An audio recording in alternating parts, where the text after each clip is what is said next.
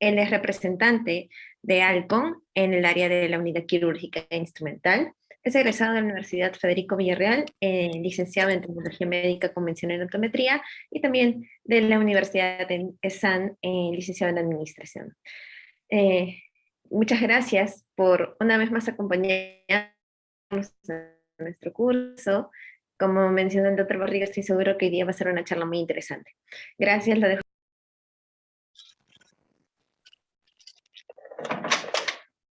Muy buenos días con todos. Muchas gracias primeramente por la nueva invitación.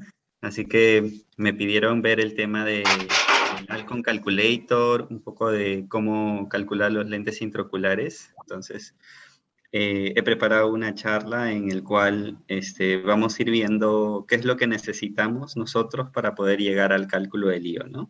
Y luego, ustedes cuando ya egresen, ¿no? Van a ver muchos tipos de lentes intraoculares y cada tipo de lente intraocular tiene también su propio calculador, ¿no? Para poder definir si es un lente monofocal, si es un lente tórico, sobre todo para eso. Y el día de hoy les voy a presentar una herramienta muy interesante que les puede servir mucho, que es el Alcon Toric Calculator, ¿no?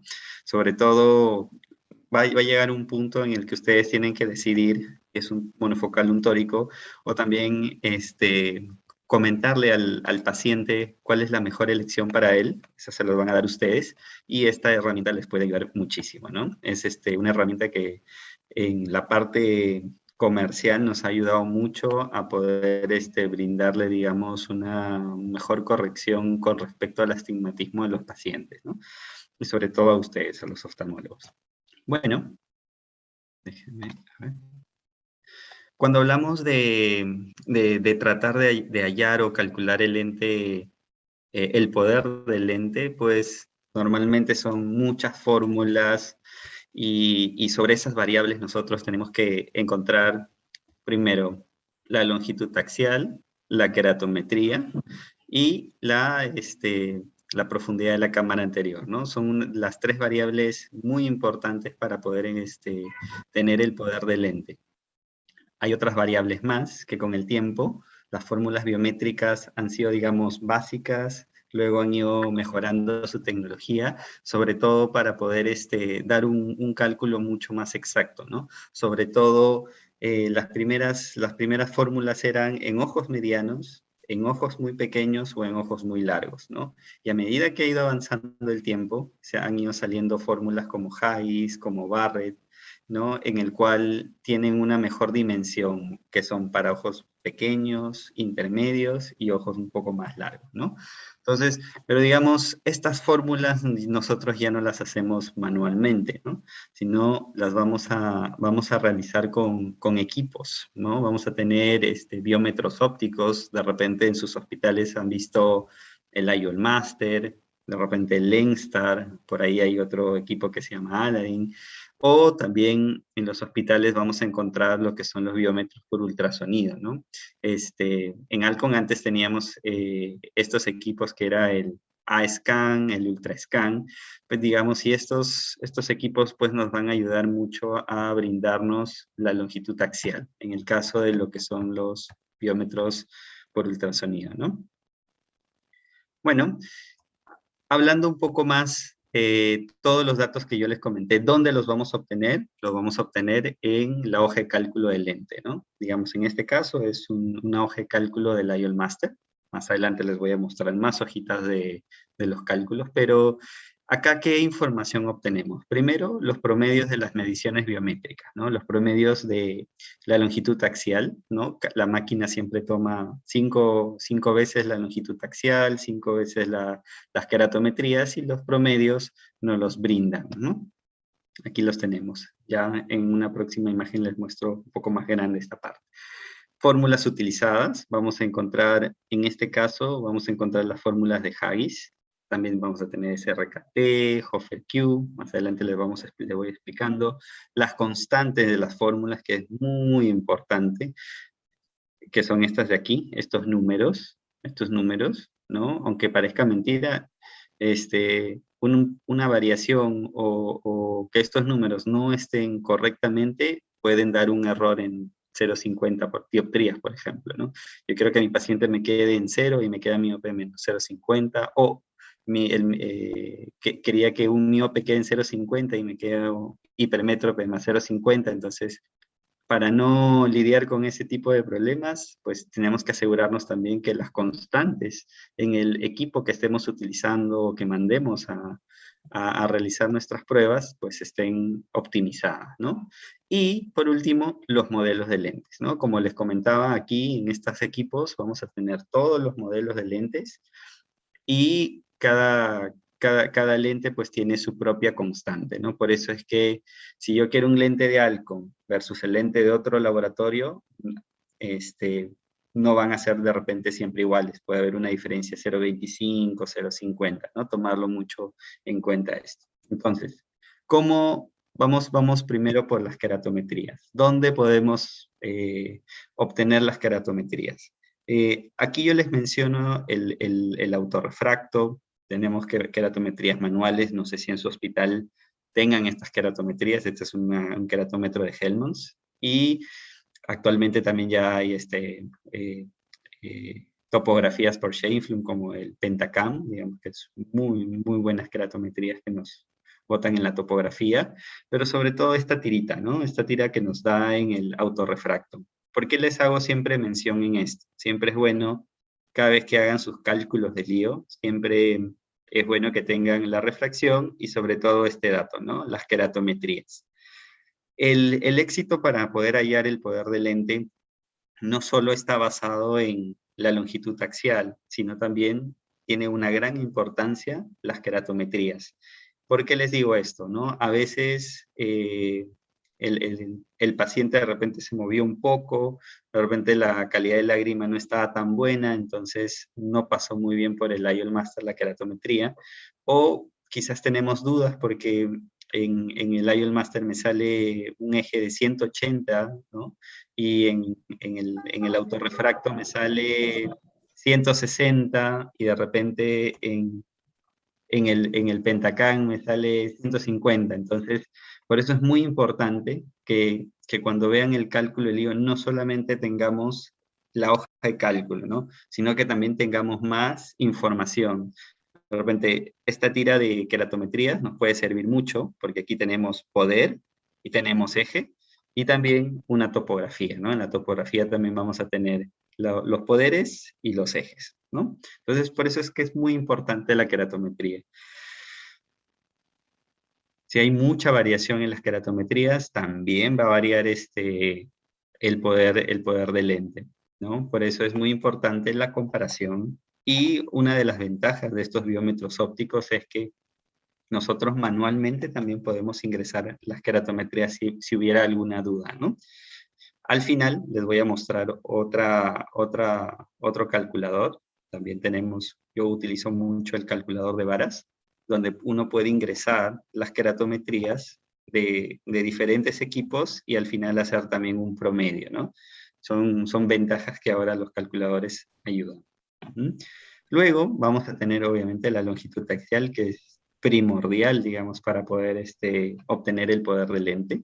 Vamos a tener de repente, ustedes ya deben haber hecho o de repente van a realizar la biometría de contacto, ¿no? Es cuando el transductor va a tocar ligeramente la córnea, ¿no? Y va a pasar la señal, ¿no? Ida y vuelta para poder medir la longitud axial, ¿no? Cuando hablamos biometrías de contacto o de aplanación, que son en modo A, pues siempre va a haber una variación en obtener la longitud axial más o menos de 0,24 milímetros. Si lo pasamos a dioptrías es más o menos 0,34 dioptrías. ¿Qué quiere decir esto? Que es un ligero error que nos puede dar, ¿no? ¿Por qué? Porque a la hora de realizar la toma de la biometría de contacto podemos ligeramente presionar un poco y obviamente la longitud axial se acorta. Por cada milímetro de error que nosotros tengamos en este tipo de biometrías son 3 dioptrías de resultado, ¿no? Entonces, lo ideal es que el toque sea ligero, pero no solamente tenemos una biometría de contacto, sino también tenemos la inmersión, que es la que he visto que utilizan mucho en las clínicas. Estos dos se utilizan sobre todo cuando la catarata tiene 4 cruces, es una catarata muy densa, la señal no pasa, entonces necesitamos el uso del ultrasonido, ¿no? Entonces, en ese sentido, utilizamos el de contacto y la de inmersión, ¿no? La inmersión, más o menos, el error que nos induce es 0.12 milímetros, y si lo vemos en dioptrías es 0.24, ¿no? Digamos, es un poco más, es ligeramente más confiable que la biometría de contacto.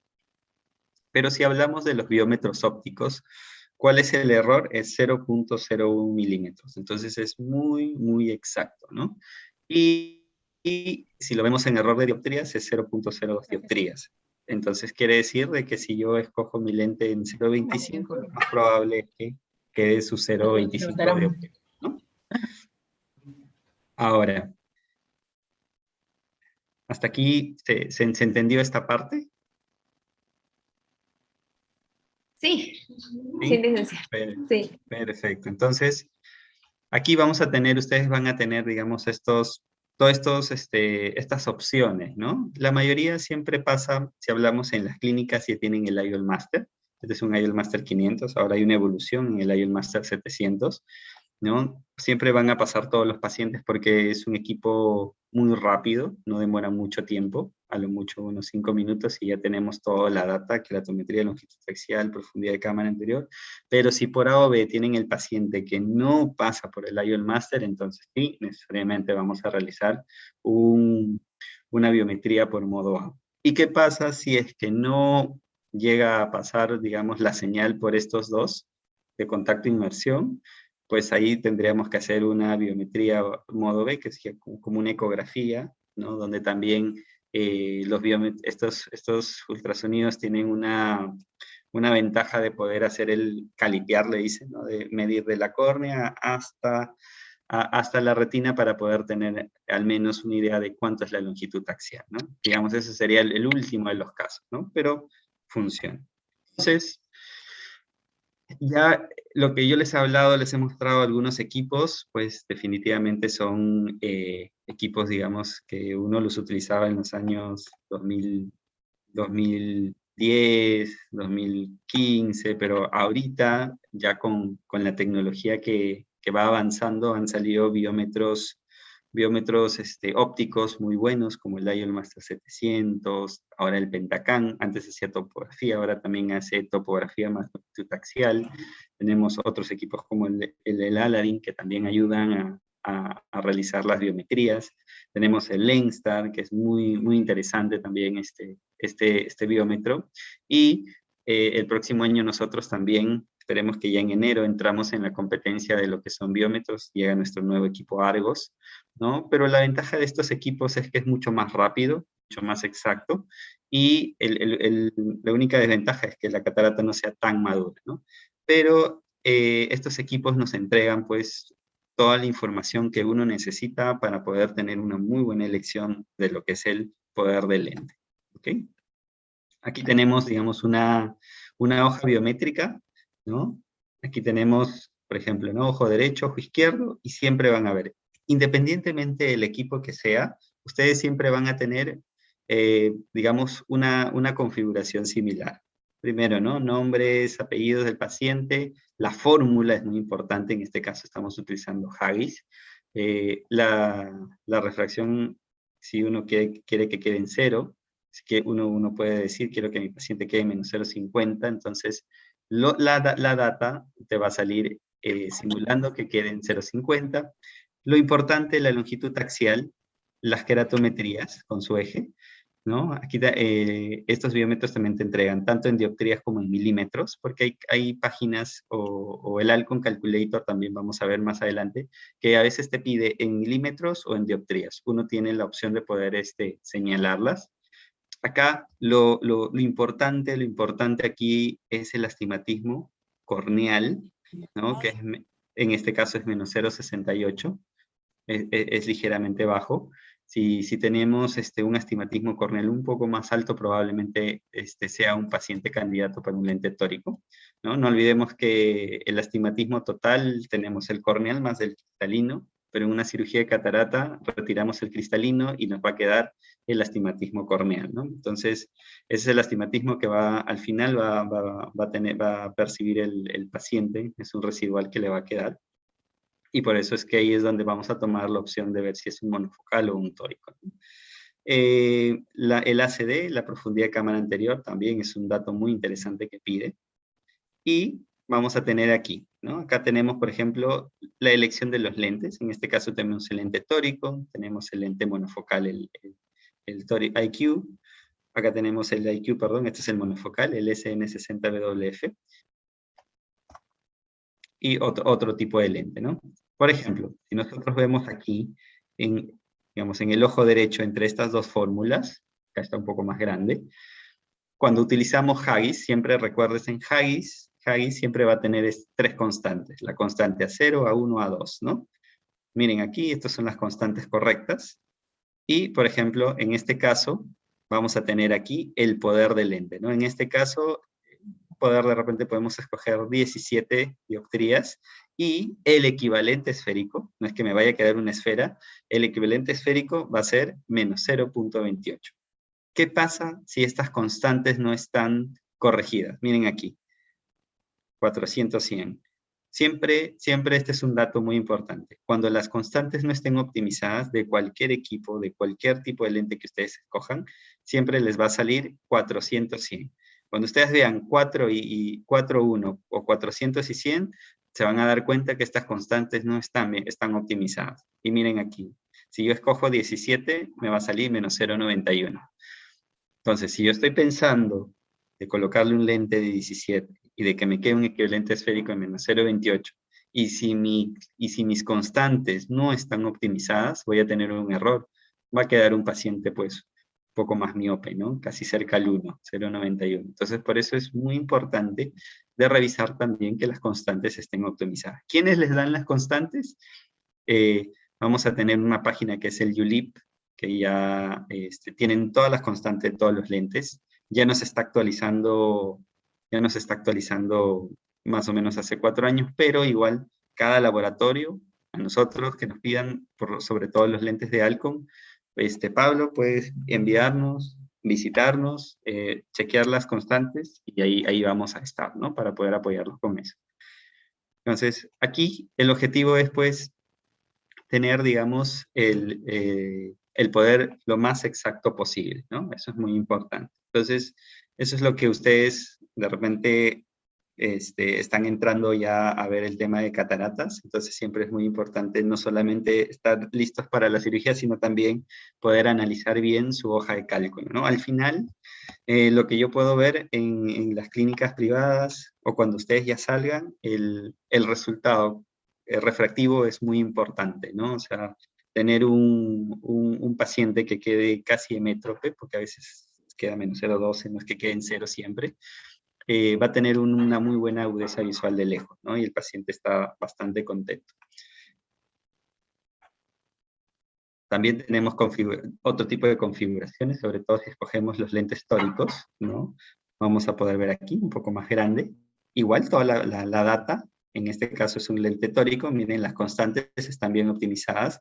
Y aquí, cuando tengan esto de aquí, ok, aquí tenemos el poder del lente, cuánto es el cilindro que va a compensar, 250, el eje, y aquí el equivalente esférico, ¿no? Nosotros podemos escoger siempre nosotros recomendamos el primer negativo, ¿no? En este caso, menos 0.14. Y lo que les decía es que el equivalente esférico, a veces pensamos de que yo escojo el lente 2350 y quiero que me quede en... Yo sé que me va a quedar en una esfera en 0.14 y no es así a veces, ¿no? O sea, esto de aquí es un equivalente esférico, ¿no? Está compuesto por la esfera y por el cilindro. Si nosotros hacemos, ¿no? La sumatoria, la mitad del cilindro, sumamos a la esfera, nos va a dar el equivalente esférico, ¿no? Puede ser de que el paciente pueda haber quedado en menos 0.25 y sin embargo, de repente es una esfera de más 0.50 con un cilindro de menos 1, ¿no? Y a veces podemos decir, ¿pero qué pasó? O sea, yo escogí un lente que quede lo más cercano al cero, pero no se olviden de que esto es el equivalente esférico. ¿no? Cuando nosotros tengamos estos poderes, ¿no? Estos de aquí, es solamente equivalente esférico. Entonces, ¿qué es lo que nos va a ayudar de repente a poder determinar con cuánto de astigmatismo va a quedar mi paciente? A eso vamos. Ahí es el Alcon Calculator, ¿no? Ahí vamos a ver que nos va a ayudar mucho. Y por último, también, siempre va a haber muchas dudas, o siempre en las reuniones que hemos podido tener con sus colegas, los oftalmólogos, siempre la pregunta es, ¿no? ¿Qué pasa si tengo un paciente con una longitud axial alta, o tengo muchas dudas de poder escoger el poder? Entonces también las opciones en las que ustedes pueden ver o pedir es que haya una multifórmula, ¿no? Colocar todas las fórmulas, SRKT, Haggis, Holiday 2, y van a poder ver, digamos, en estas dimensiones, cuál es el poder o qué poder sería, ¿no? Digamos, en este caso, en SRKT, con 19 me queda menos 0,26. Con Haggis, con 19 me queda menos 0,17. Vamos bien. Con Holiday, con 19 me queda menos 0,09. Entonces decimos que con 19, digamos, todos me están quedando cercano al 0, ¿no? Ahora, algo que me estaba olvidando de decirles, ¿no? ¿Por qué, digamos, a veces podemos escuchar de que si yo realizo, digamos, mi paciente tiene una catarata muy madura y yo realizo inmersión y me sale muy similar, o sea, no tengo mucha diferencia con los biómetros ópticos, ¿no? Como nosotros podemos ver, la variación si nosotros hacemos ultrasonido es 0,24 dioptrías, ¿no? Y cuando vemos con biómetros ópticos es casi 0,02 dioptrías. Los lentes intraoculares, si ustedes pueden ver aquí, vienen en pasos de 0,50, no vienen en pasos de 0,25, ¿no? 19,50, 19, 18,50, 18. Entonces, el rango de error, digamos, en 0,50, pues los mantiene, ¿no? Por eso a veces podemos pensar de que me va muy bien tanto con inmersión como con el IOL Master, ¿no? Eso es, en algún momento he escuchado, pero también escuché a un oftalmólogo, al doctor Mario Latorre, que decía, lo que pasa es que la diferencia va de 0,50 en 0,50. Entonces, si los lentes vinieran en pasos de 0,25 y 0,25, sí tendríamos que ser mucho más exactos a la hora de poder elegir el lente a ingresar, ¿no? Bueno, hasta ahí, digamos, con lo que son las biometrías, las hojas de cálculo, nosotros obtenemos el poder del lente, ¿ok? Y cómo vamos a definir si es histórico o no histórico, cómo voy a definir con cuánto de astigmatismo va a terminar mi paciente, pues en ese caso sí, ya nosotros necesitamos utilizar las páginas como en el caso de Alcon, el Alcon Toric Calculator, ¿no? ¿Cómo entro a esta página? No es una app, simplemente se van a Google, colocan Alcon Calculator Toric, es libre la página, y les va a salir esta primera opción. Le dan clic en esta opción y les va a salir, les va a pedir esto, ¿no? Ustedes siempre seleccionen América Latina, idioma español, le dan continuar, aquí le dan aceptar y siguen. Y les va a salir esta página de acá, ¿no? Este es el calculador en línea. Este calculador en línea, normalmente antes trabajábamos con Holiday, pero ahora, hace 2 años, ha habido una actualización de esta página y estamos trabajando con el algoritmo de Barrett. ¿Okay? Ahora, ¿por qué importante o por qué ese cambio con el algoritmo de Barrett? ¿No? Primeramente, esta página, este Alcon Calculator, que yo sé que es una herramienta muy buena que les va a ayudar bastante, sobre todo para poder predecir cuánto va a ser el astigmatismo residual que me va a quedar, ¿no? Aquí, Barrett explica teóricamente el astigmatismo corneal posterior. Antes los calculadores de Alcon, no era el de Holiday, digamos, no tomaba teóricamente el astigmatismo corneal posterior. Entonces, a veces uno elegía un tórico y como que sobreestimaba un poco más la toricidad, ¿no? Lo ideal hubiera sido un T4, pero la página te botaba un T5, o sea, compensar un astigmatismo mayor. Entonces, por esas razones cambiamos a Barrett, donde ya podemos ver, digamos, incluir, digamos, el astigmatismo corneal posterior. Y Barrett, como acá dice, teóricamente el astigmatismo posterior es de 0,50. Luego, también un beneficio de este tipo del algoritmo de Barrett es pues que hace un ajuste apropiado para ojos largos, pequeños, ¿no? Los ojos normales. Luego también, ¿no? Fomenta el calculador de Warren Hills, que es el CIA, que ustedes lo conocen como astigmatismo inducido quirúrgico, ¿no? Es ese pequeño astigmatismo que nosotros vamos a inducir. Más adelante les explico cómo obtener, digamos, CIA. Normalmente siempre van a escuchar, mi astigmatismo inducido es 0,50, y cuando hacemos el cálculo a veces es 0,20, 0,25, o en algunos me dicen, yo soy 0,20 y hacemos el estudio y les voy a decir cómo hacerlo, y les sale 0,35, entonces es muy importante. Si nosotros queremos resultados refractivos buenos, pues todo tiene que ser lo más preciso posible, ¿no?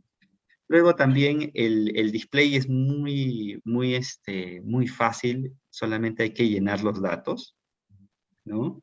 Y la página misma te va a recomendar pues el estigmatismo residual más bajo previsto, ¿no? Aquí en este caso siempre evita el tema del error en el sentido de que primero hay que colocar siempre el nombre del paciente, la selección de lente. Aquí, si nosotros le damos clic, vamos a tener, pues, de frente vamos a tener lentes tóricos, Panoptics, ya tenemos nuestro lente Vivity, también ya está actualizado, y vamos a escoger si es ojo derecho, ojo izquierdo, el cursor aquí, vamos a ver que es Barrett, longitud axial, profundidad de cámara. Aquí lo que les decía, ¿no? A veces, y pasa, ¿no? A veces, digamos, no tenemos, digamos, un biómetro óptico, así que mandamos a un lugar a que le realicen al paciente la biometría o el IOL Master, y las queratometrías nos vienen en milímetros, ¿no? Entonces, podemos convertirlo de milímetros a dioptrías, pero si ya tenemos aquí la opción de colocar en milímetros, cambiamos a milímetros y podemos ingresar, ¿no? La cama es plana, la cama es curva, sus ejes, y esta parte que dice aquí, potencia de equivalente esférico del lío, vamos a escoger, digamos, la dioptría, ¿no? El poder del lente, pero de acuerdo a la página del IOL Master. Como les dije, esta página de aquí no les va a ayudar a calcular el poder del lente. El poder del lente lo hacen los biómetros. Lo único que hacen aquí es traspolar toda la información para nosotros poder aquí predecir el astigmatismo residual. ¿Cuánto astigmatismo? ¿Con cuánto astigmatismo va a quedar mi paciente si le coloco tal lente? Y cómo lo puedo corregir, ¿no? Y luego al final vamos a colocar el astigmatismo inducido y la ubicación de la incisión. Esto es muy importante, ¿no? Si mi astigmatismo es, digamos, mi astigmatismo corneal es 0,75, pero el eje más curvo está, digamos, a 180, y si yo tengo una incisión principal es a 110, probablemente pues no termine con 0,75 el paciente, ¿no? Termine con un astigmatismo mayor. Entonces, por eso es muy importante también el tema de la planificación, ¿no? Entonces, seguro que poco a poco ustedes van a ir planificando, van a encontrar si se sienten más cómodos ingresando por 90, 110, 120 o temporal 0, 180, ¿no? Entonces también es muy importante que a la hora que calculen, coloquen la ubicación, ¿no? Aquí, digamos, tenemos un caso. Si yo lleno los datos, ahí tenemos los datos llenos, y aquí también se va a desplegar la leyenda, ¿no? Vamos a tener el eje más curvo, ¿no? A 94 grados, un lente con la regla, un astigmatismo con la regla, y el más plano a 4 grados, ¿no? Aquí lo podemos ver, y también nos va a indicar la incisión. Muy interesante, digamos, esta página. Y aquí si nosotros le damos clic aquí en este símbolo, nos va a decir cómo nosotros podemos obtener, y da una recomendación. Y siempre te dice, ¿no? Warren Hills te dice que tu CIA, ¿no? Tu astigmatismo inducido, si ingresas a 0 grados, ¿no? Si ingresas temporalmente, podría ser 0,1, si es que consideras, digamos, una incisión menor o igual a 2,5. ¿Qué quiere decir esto? que si nosotros ingresamos con una incisión de 2.2 o 2.4, y si es temporal, entonces probablemente tu astigmatismo inducido sea mínimo, ¿no? Que sea 0.1. ¿Cómo hallamos, digamos, cómo podemos saber cuál es nuestro CIA? Entonces lo que tienen que hacer es lo siguiente. Cuando ustedes tengan ya, digamos, 10 pacientes, 10 pacientes para la cirugía, lo que hay que hacer es la queratometría. Tomamos las 10 queratometrías. Para que esto sea correcto, digamos, tiene que ser el mismo cirujano, la misma incisión, el mismo lente, ¿no? Y el mismo cuchillete, ¿no? Si es 2.2, todos los pacientes tienen que ser incisiones de 2.2. Entonces lo que vas a medir aquí es la queratometría antes de la cirugía y las vas a restar versus las queratometrías después de la cirugía, la post, ¿no? La pre y la post. Esa diferencia es el astigmatismo inducido que ustedes van a obtener, o ese es el astigmatismo que ustedes inducen, ¿no? Puede ser 0.1, 0.2, 0.3, podría ser un poco más, pero digamos esos son los rangos, ¿no? Y luego, una vez que nosotros llenamos, digamos, todos los datos, le damos a aceptar y vamos a tener esto, ¿no? Aquí está. Vamos a tener, digamos, la alineación. En este caso, el paciente nos dice que es un paciente para un lente tórico y nos dice que necesitamos compensar un T4 para que el paciente quede con un astigmatismo residual pequeño. Entonces, aquí voy en lo que al principio les decía. Yo tengo mi biometría, ¿no? Yo elegí, digamos, el poder, digamos, 2350, y con 2350 me va a dar un equivalente esférico. Pero lo que yo quiero saber, como veo que el astigmatismo corneal es, digamos, casi 2 dioptrías, quiero saber cuánto de astigmatismo me va a quedar si yo le coloco un lente monofocal. Y aquí está. Miren aquí, ven esta parte, acá dice no tórico. Quiere decir, si yo a este paciente le coloco, o le implanto, un lente, digamos, IQ monofocal, el astigmatismo con el que me va a quedar es de 1.36, ¿no? Entonces, ¿para qué me sirve esto?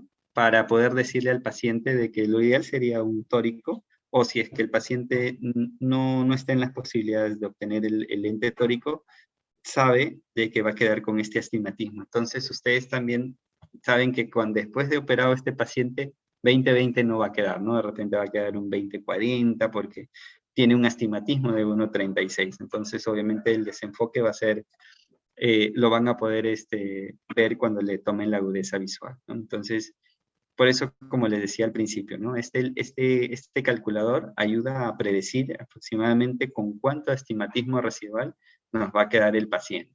Entonces, pero el paciente les dice, y va a pasar, ¿no? No, es que yo quiero ver muy bien de lejos. Ok, perfecto. Entonces, corrijamos con un lente tórico, y al colocarle el lente tórico, el astigmatismo residual que va a obtener es un 0.15.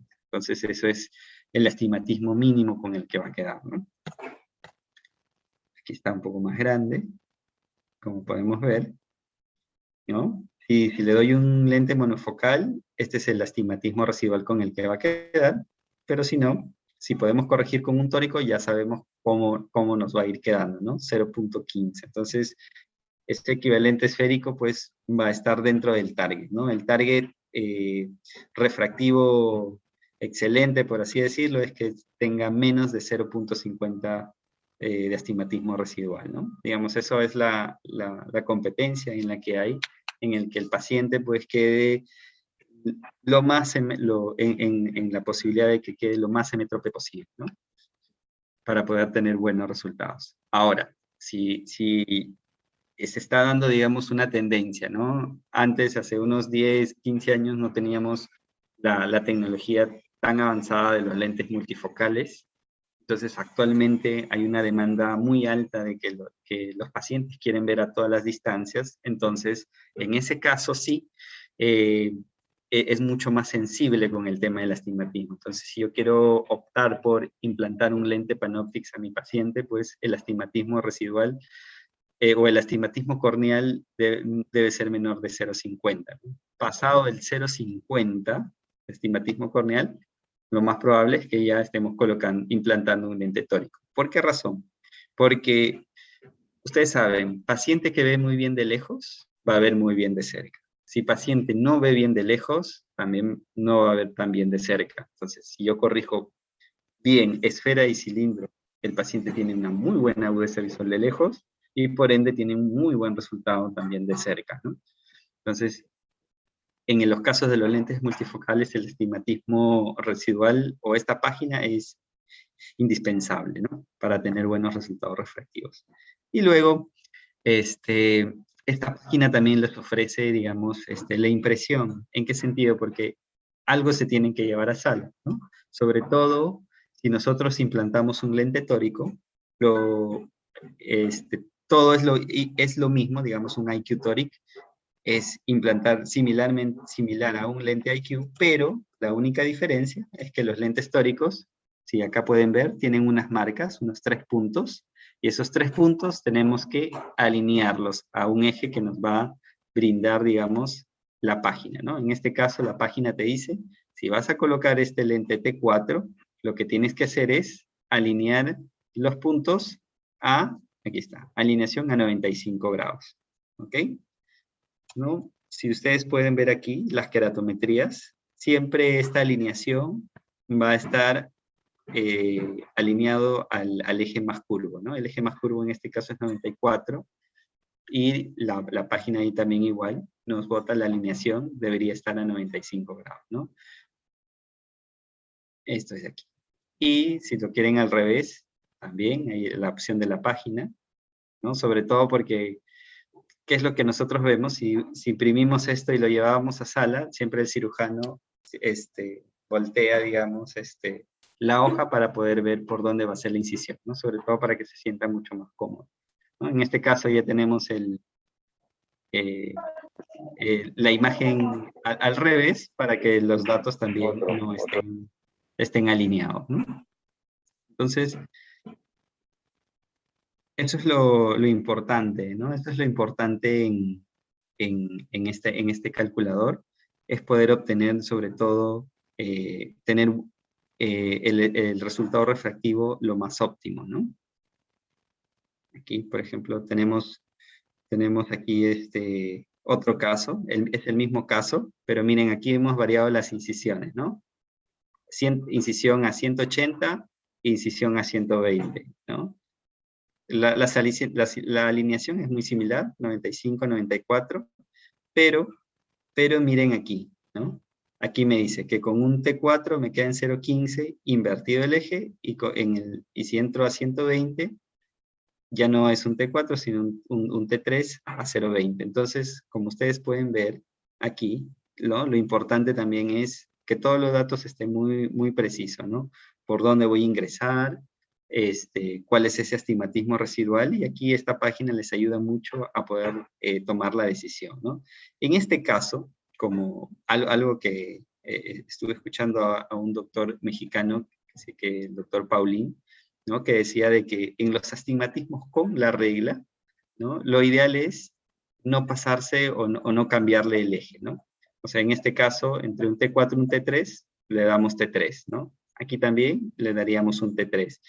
¿Por qué razón? Porque, digamos, el paciente con toda su vida ha visto a 90 grados y cambiarle el eje le genera, digamos, ligeramente una ligera distorsión. En el caso de los pacientes con un astigmatismo contra la regla, no tienen ese inconveniente, ¿no? O sea, podríamos pasarnos tranquilamente o invertirles el eje. Pero, digamos, eso lo van a ir viendo, digamos, cuando ustedes empiecen a operar, empiecen a tener mucha más experiencia, pero el objetivo, digamos, de lo que yo les traía el día de hoy, era que puedan ver, digamos, cuáles eran, digamos, cómo obteníamos el cálculo del IO y, digamos, y esta herramienta que es el Alcon Calculator para poder también tener una precisión con respecto al astigmatismo residual, ¿no? Bueno, eso era lo que les tenía preparado. No sé si tienen alguna pregunta. En clases anteriores, y ya hace un tiempo, conversábamos de la, la costumbre que se va a adquirir en el futuro de guardar información de los pacientes respecto a los parámetros de los que has hablado, longitud axial, curvaturas corneales, profundidad de cámara anterior, en fin, todo lo que se pueda medir, guardarlo en memorias para tenerlas disponibles, que son tomadas, para empezar, me estaba olvidando, que son medidas que son tomadas cuando el paciente está sano, cuando uno no tiene catarata todavía, cuando uno no tiene cámara anterior, problemas en cámara anterior todavía, y se guarda la información en chips. Esto está proyectado para que cada persona en su documento de identidad tenga un chip donde guarde toda esa información y esté disponible para estos equipos para cuando haya que hacer las mediciones, por ejemplo, de lentes intraoculares. Esta costumbre ya se ha comenzado a tener en cuenta en los desarrollos de software en Alcon, o todavía uno depende mucho de las medidas actuales. Tú acabas de mencionar que algunos equipos, por ejemplo, si tienen la catarata ya muy madura, no se pueden usar bien porque la catarata madura no lo permite. Si a esa persona se le hubiera hecho una medición antes de tener la catarata, probablemente la información hubiera estado disponible. Pero entonces, para mí surgen las dudas, ¿no? Primero, que un software como el que nos has presentado esté preparado para recibir esa información guardada. Y en segundo lugar, ¿qué tan fidedigno puede ser usar una medición que puede haberse hecho de repente hace varios años y ahora se le está usando para obtener un lente que se le va a poner ahorita, ¿no? Entonces, ¿cómo está manejando esa información en el ambiente, en Alcon, ¿no? Bueno, efectivamente, ¿no? El tema de la información es muy importante. Pensando en el futuro, en este mes nos comentaban de que Alcon, por ejemplo, está preparando, digamos, una integración, sobre todo de la data, para que lo puedan tener, digamos, los oftalmólogos, digamos, información, topografía, IOL Master, digamos, en un archivo donde después ellos puedan revisarlo, ¿no? O sea, se está trabajando en no perder mucha información, ¿no? Porque nosotros sabemos, podemos tomar una queratometría, una longitud axial, y eso en el tiempo se va perdiendo. Ahora, definitivamente, como decíamos, ¿no? Si tenemos una biometría que no pasa muy bien la señal, podemos utilizar las de ultrasonido, y esas medidas podemos ingresarlas en los biómetros ópticos para poder tener, digamos, el resultado, ¿no? Porque sin longitud axial, sin queratometría, no voy a poder obtener el lente. Ahora, lo que he estado viendo es, efectivamente, si yo tengo un paciente que vino por un tema de catarata, se realizó el examen, pasó muy bien la señal en la biometría, puede volver de aquí a 2, 3 años, a veces no es que se operen ahí mismo. Y de repente la catarata viene porque ya no ve, porque la catarata estuvo mucho más densa, obviamente pasamos el equipo y ya no pasa. Esa longitud axial anterior que se le tomó queda guardado en el equipo, pues, tiene un almacenamiento por varios años, y lo otro es, queda como referencia, ¿no? Digamos, mi longitud axial era 24, ahora te paso, no pasa el IOL Master, bueno, te hago inmersión para poder ver, y lo más probable es que sea, digamos, una longitud axial de 24, ¿no? Lo que podría variar, lo que sí se recomienda son las queratometrías, ¿no? Puede haber tenido carnosidad en esos 2 años, puede haber, tiene algún problema de ojo seco y de repente la queratometría hace 2 años le tomaron mal, o estaba tenía una resequedad ocular y las queratometrías varían. Después de 2 años le toman otra vez la queratometría y de repente los ejes se salen diferentes. Entonces, la queratometría juega en un rol en el que hay hay que tomárselo nuevamente, ¿no? De repente más la keratometría que la longitud axial. Pero la longitud axial ahí nos quedaría como un referente, ¿no? En el caso no pase. Y obviamente, pensando, digamos, en estos pacientes con cataratas densas y que los biómetros ópticos no llegan a pasar muy bien la señal, Alcon está lanzando un equipo que se llama Argos, donde hay en pacientes con cataratas de 4X, la señal pasa de una mejor manera, ¿no? Entonces, me imagino que ya debemos tener este equipo en enero, y una vez que tengamos, imagino que vamos a poder realizar las demos en las diferentes instituciones y estar ahí y poder enseñarles, digamos, cómo es el manejo de este equipo y todas las tecnologías que vamos a, todo lo nuevo que viene, digamos, ¿no? Como decía, antes teníamos fórmulas, digamos, en las que solamente dos variables eran importantes, longitud axial y keratometría, ¿no? En el caso del SRKT, Hofer-Q, ¿no? el Holoday, pero de repente empezamos a mejorar, digamos, en las fórmulas y sacar Haggis, donde la profundidad de la cámara anterior es importante, saber exactamente dónde está ubicado esa cara anterior del cristalino para que pues la posición del lente sea más efectiva, ¿no? Por eso es que a veces Haggis tiene un mejor comportamiento en ojos pequeños, ojos intermedios y ojos más largos, ¿no? Y últimamente Barrett, ¿no? Lo que tenemos de información es que Haggis en Europa es, digamos, la constante número 1, ¿no? Para los oftalmólogos, y en Estados Unidos utilizan mucho la fórmula de Barrett, ¿no? De acuerdo. Pablo, y antes de las preguntas de los chicos, porque veo que hay preguntas en el chat, cuando tú, bueno, te voy a hablar de lo que hemos pasado la gente de mi generación, no hemos visto cómo ha evolucionado todo esto. Yo recuerdo que hace mucho tiempo, para calcular el poder de un lente, a veces hasta se usaba la refracción previa que había tenido el paciente y se ajustaba de acuerdo a la información que se tenía. Se hacía así un juego de